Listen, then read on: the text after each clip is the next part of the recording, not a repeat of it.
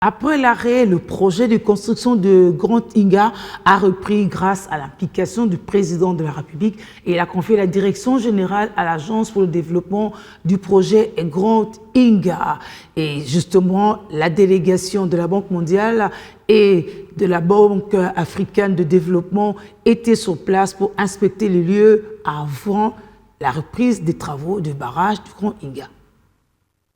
Après des années de léthargie, le projet de construction du Grand Inga a repris sous l'impulsion du président de la République, Félix-Antoine Tshisekedi. Sa perception du développement place la construction du Grand Inga au sommet des priorités nationales. En confiant la direction générale de l'Agence pour le développement du projet Grand Inga ADEPI à Bob Mabiala, il a fait de lui la cheville ouvrière de la réussite de ce projet. En août 2023, les discussions ont eu lieu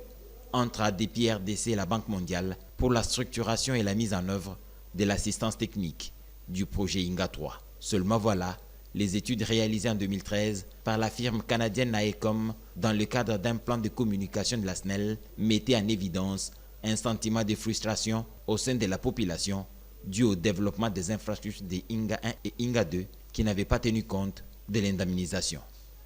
Inga 3 met les communautés locales au cœur du développement des infrastructures. En avril 2024, lors des assemblées annuelles de printemps de la Banque mondiale, le directeur général de l'ADEPI a dû échanger avec 4 vice-présidents de la Banque mondiale pour leur parler de Inga, celui des infrastructures